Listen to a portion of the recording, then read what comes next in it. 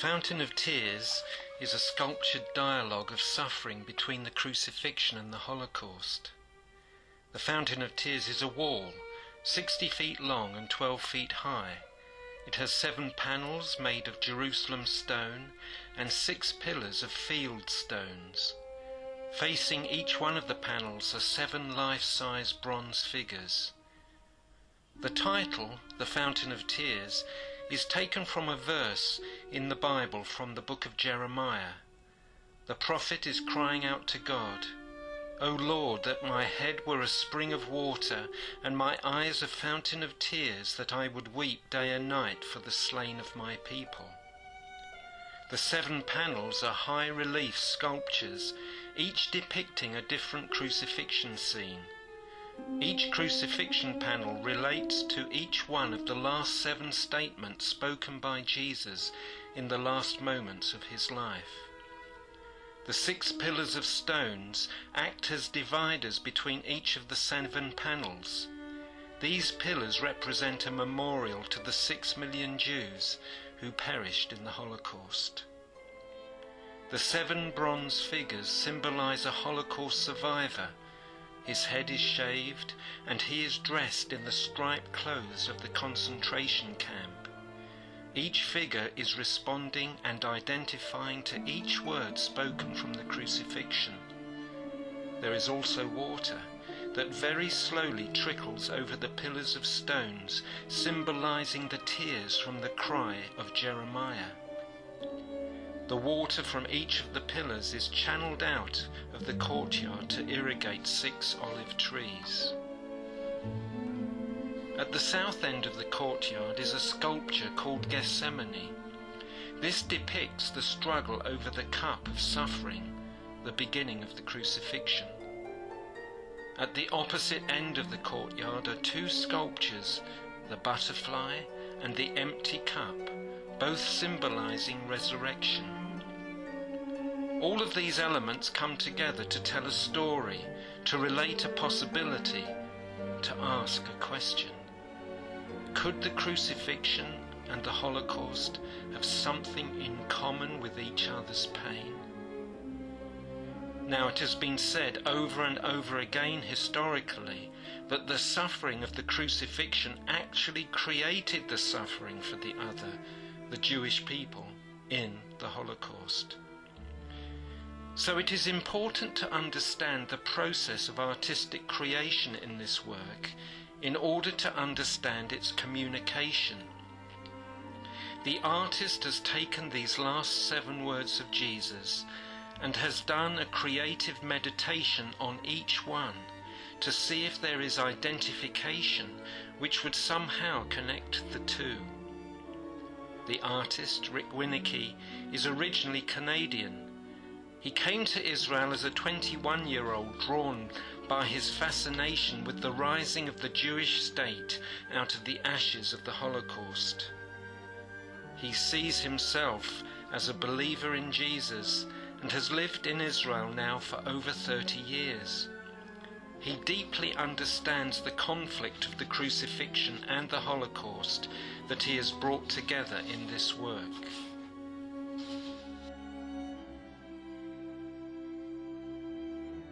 It all begins with Gethsemane. This piece depicts Jesus struggling with the cup of sorrows. He himself is poured out over a large stone. His hands are holding the cup, and he is struggling over the decision of doing the will of the Father or his own. In deciding to do the Father's will, the cup is full. It is the beginning of the crucifixion.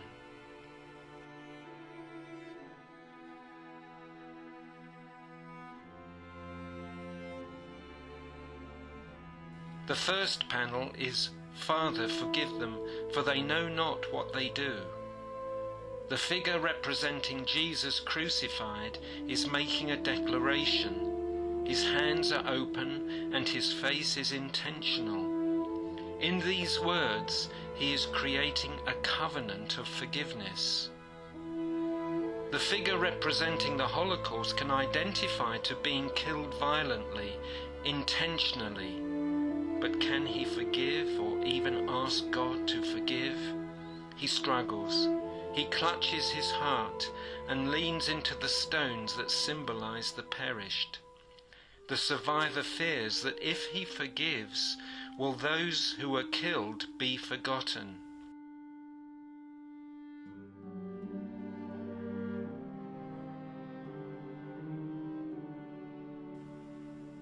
The second panel is "Today you will be with me in paradise." Historically, there were two thieves crucified with Jesus. These three men each speak out of their last moments of life. The left hand of the crucifixion is responding to the cursing of the one thief. The right hand is pulling hard towards the stones, drawn to the other thief, asking to be remembered. The Holocaust is holding his hands in two directions, identifying with these two cries of the thieves. He knows that within the camps, death was always only a few moments away. He identifies with the cries cursing God and also the cries begging to be remembered.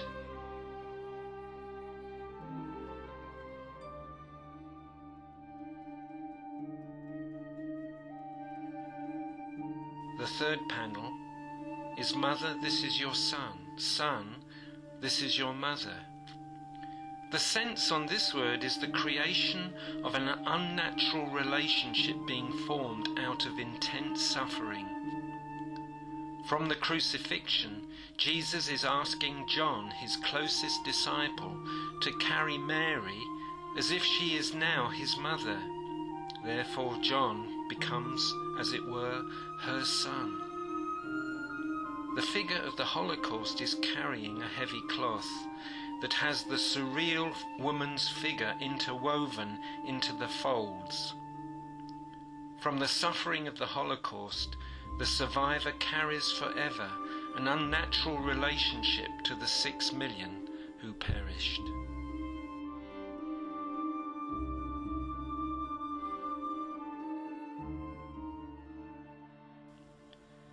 The fourth panel is my God, why have you forsaken me?" The crucifixion is at his deepest point of pain. He has been abandoned. The question, "Where is God?" is cried upward. He is searching with his last breath. It is documented that many going into the gas chambers were consistently repeating Psalm 22, my God, why have you forsaken me?"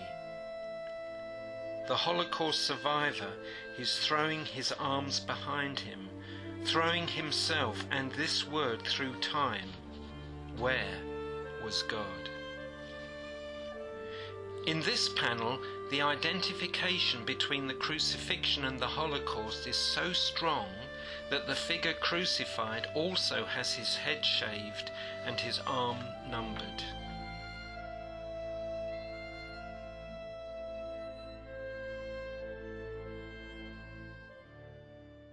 The fifth panel is "I thirst." In his life, Jesus referred to himself as the source of living water. He said that if any man thirst and would come to him, that person would never thirst again. However, he now thirsts. The body is hanging, everything is being drained downward. The feet pointed almost like the last drop. The Holocaust is crouched. The hands are two-directional. The one hand searching, looking for the water that satisfies the spirit. The other almost touching the feet, understanding a thirst that can kill the body.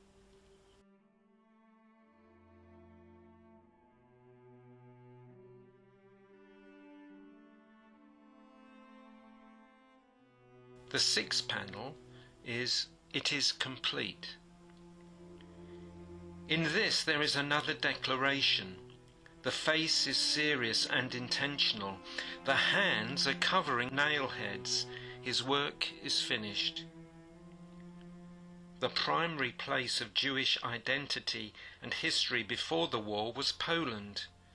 Jewish people had lived in Poland almost 1,000 years. They were destroyed within 6. The Holocaust, in touching the word complete, is covering his face, a complete loss of identity. The other hand in the air, looking for direction but finding none, a complete loss of direction and history.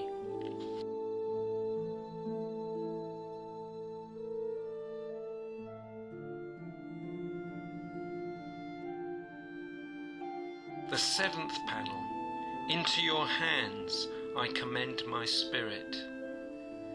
In the crucifixion, death now has come, and the figure hangs at its lowest state. There is nothing left to be given. The Holocaust figure has collapsed under the mantle of death. Most survivors had no direction. They had to be interned in the same concentration camps. Between 1945 and 1948, it was as though the survivors were buried with the perished. It is characteristic for a survivor to constantly feel compelled to remember the dead, and it is as though the dead are saying to the living, "Into your hands we commend our spirits and our memory."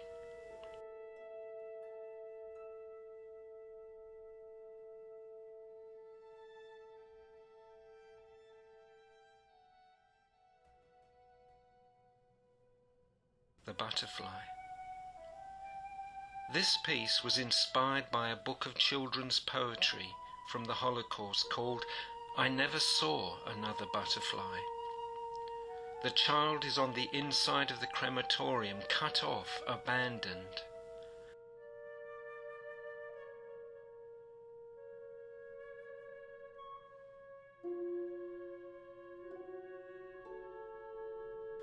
On the other side of the door, which is a copy of the oven doors from Auschwitz, you see the hand of the child penetrating this door and clutching a small piece of ground.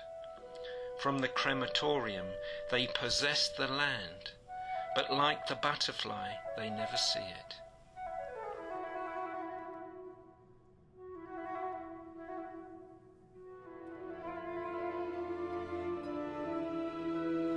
The empty cup. This final piece shows the two personalities from this dialogue of suffering coming together. Both the Holocaust and the crucifixion are coming out of the stones that reflect the perished into an embrace, a recognition of each other.